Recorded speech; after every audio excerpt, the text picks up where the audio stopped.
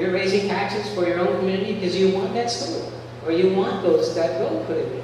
We should be able to make those decisions too, but we can't. And we're the only ones in the whole country that can.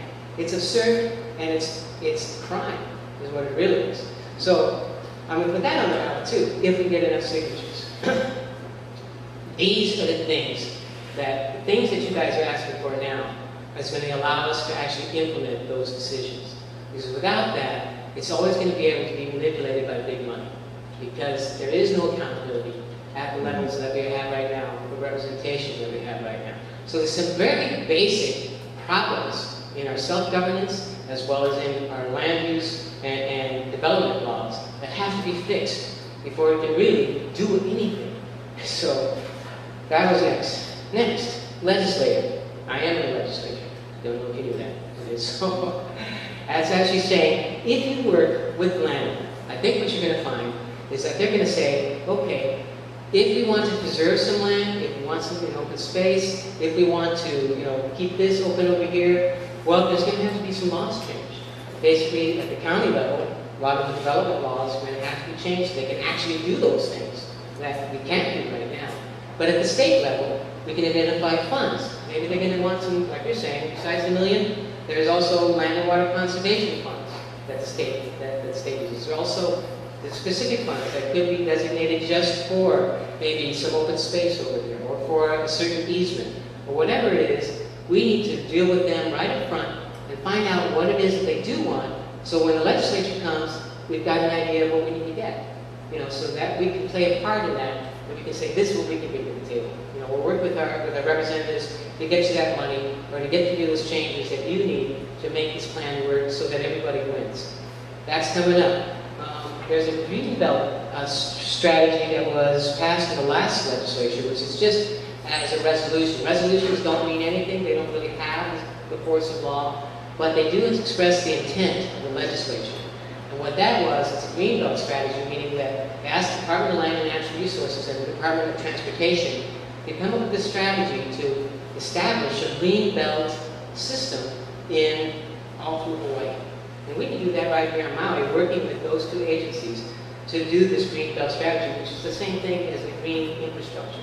That we look at all the open spaces, we look how it connects with trails, with transit, and those types of things.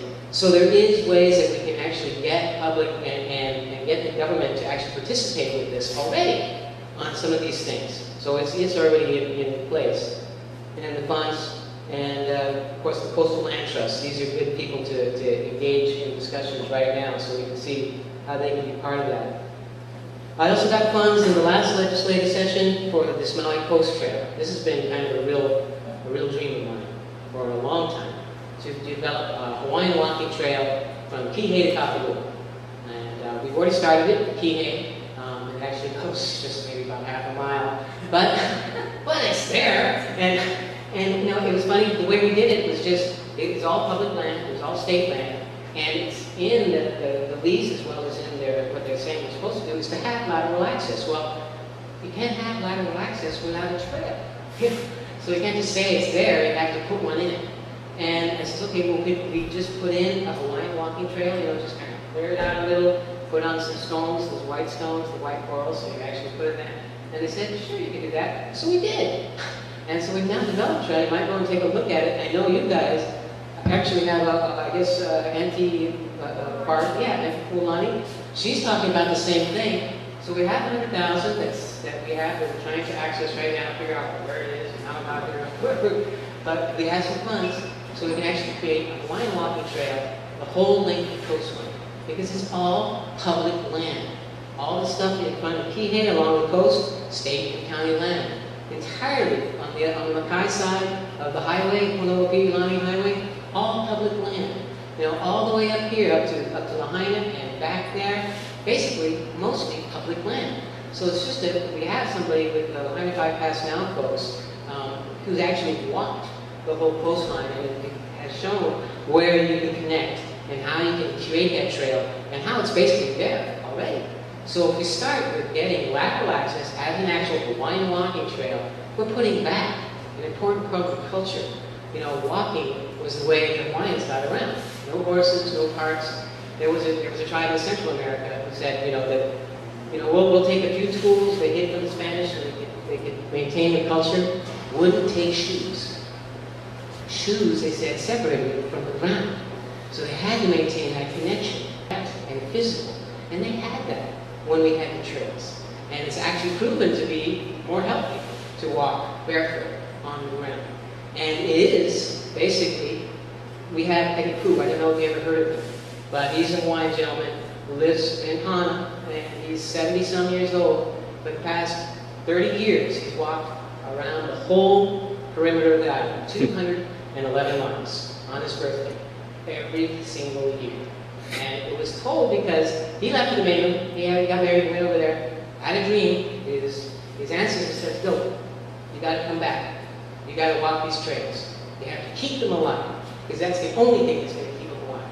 And they need to be kept alive, because that connection is not only for you, it's for the land.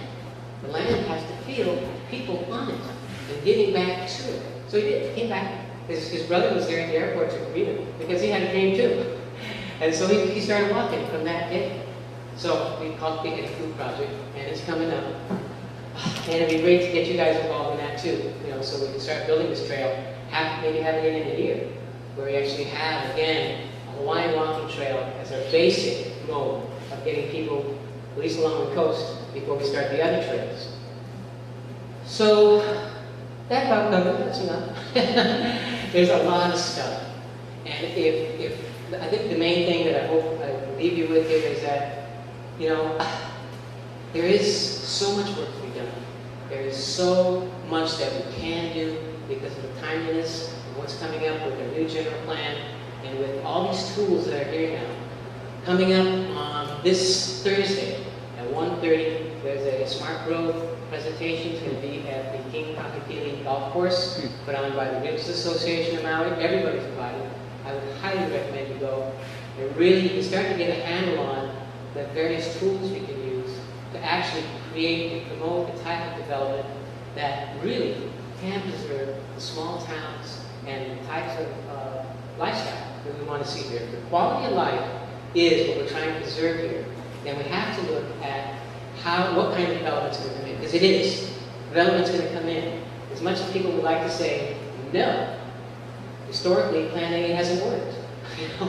They've always swooped through this way or swooped around that way.